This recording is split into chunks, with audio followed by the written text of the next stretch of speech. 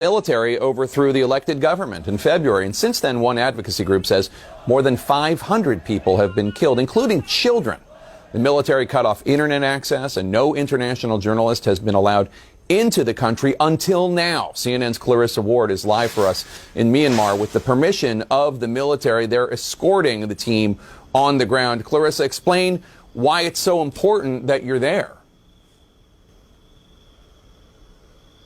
Well, Jake, I want to underscore that no independent international journalists have been allowed into this country in the last 2 months since that bloody coup took place. As you said, rights groups saying more than 550 people killed. This is a massive protest movement that really came about after the military ousted Myanmar's democratically elected government, the people coming out into the streets in the millions. And the more they protested, and the more animated those protests became, the more the military tried to suppress them. The military here really does not have the popular support of the people of Myanmar. So we felt it was essential, even though it is a difficult situation when you are in a country with the permission of in this case, the military, the main oppressors in this situation, we felt it was very important to be on the ground, to see for ourselves whatever we could, and to tell the story of the people of Myanmar, Jake. And what's it been like to report there? Have you had the freedom to report whatever you want to report?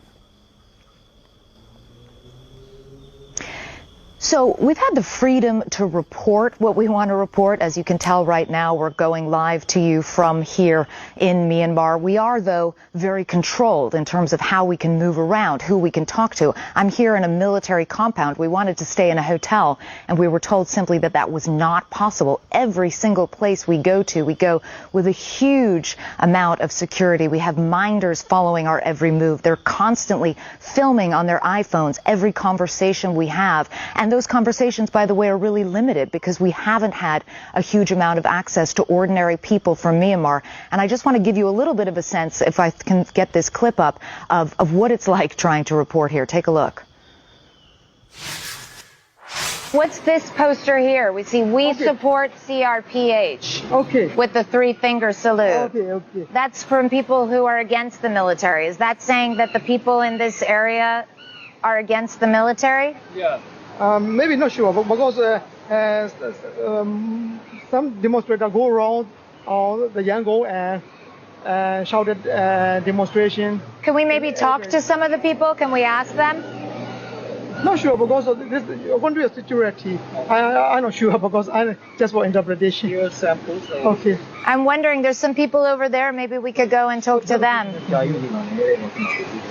Oh, okay. So the security force told me we shouldn't stay for a long time here for our security.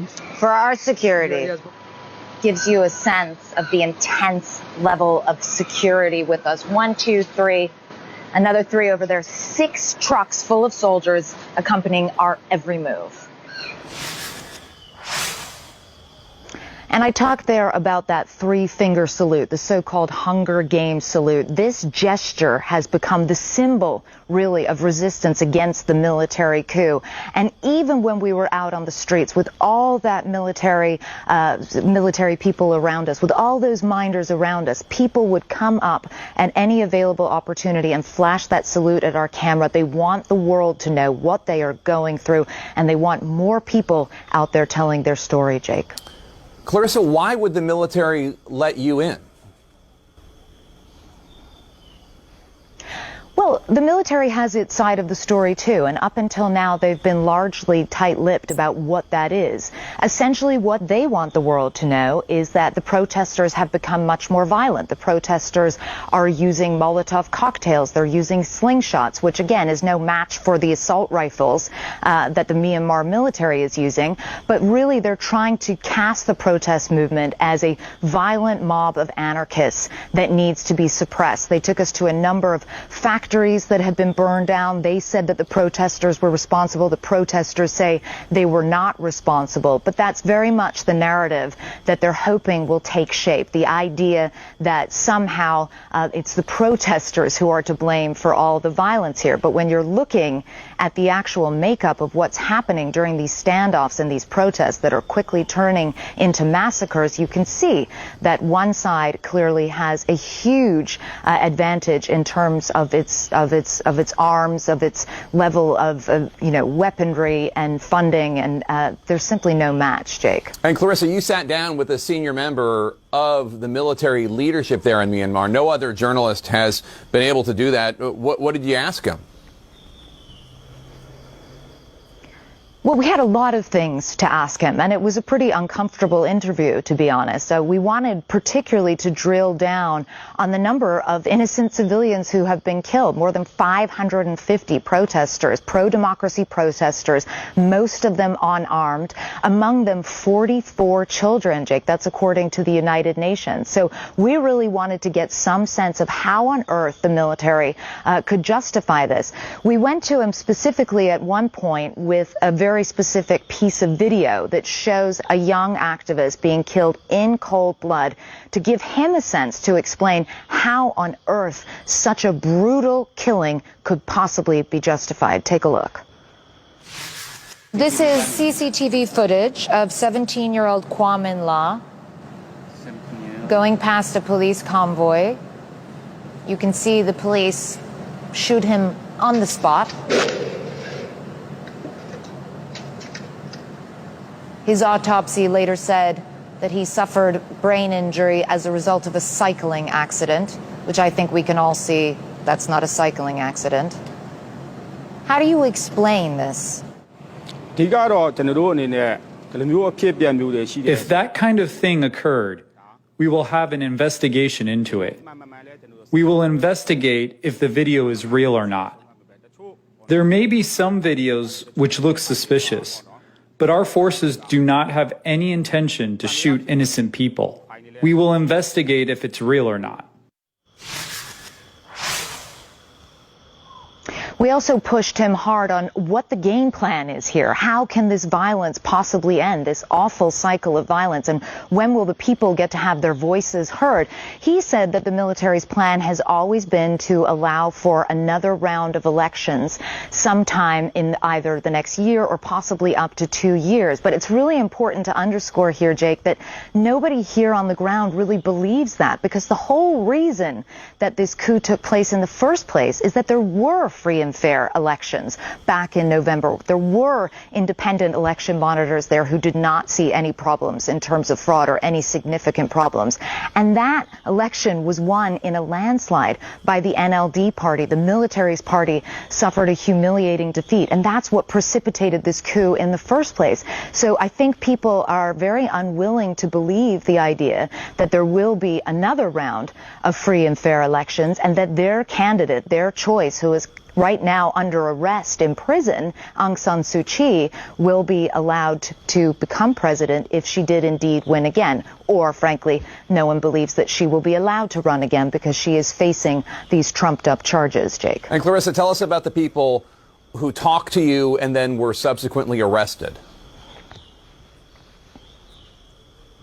You know, Jake, this is always your worst nightmare as a journalist, right? We finally were able to negotiate access to a public space, not a controversial space. It was a space that the military actually picked.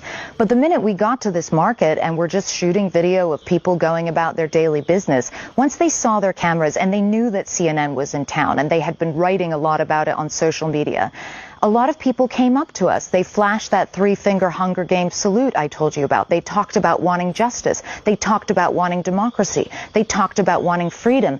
More than that, so many of them talked about how frightened they are, Jake. Soldiers coming into their neighborhoods every single night, dragging dead bodies away.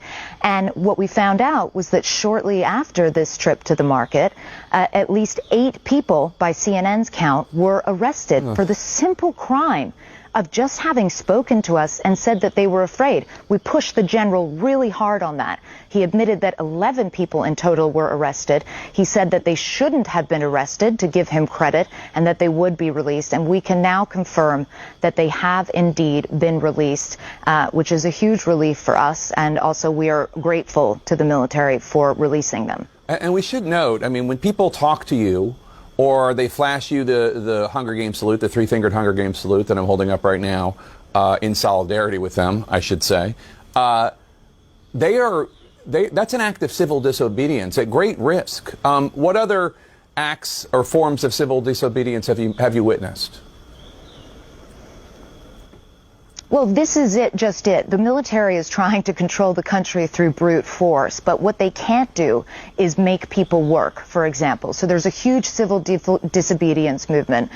Most of the country's workers are striking. They're not going to work, whether it's ministries, whether it's banks. You go by the banks here, there's long, long lines outside of every single bank. That means that the economy is grinding to a halt. There's garbage in the streets. It's very difficult for the military to kind of keep up with this charade that this is a functioning society now. As long as people refuse to work, as long as you don't have the support of your own populace, and let's be very clear here, we have seen absolutely no evidence that the military has any real popular support here in Myanmar. And as long as that continues, even if you are shooting at unarmed protesters, even if you are killing children, it becomes very difficult and challenging to actually run a country, Jake.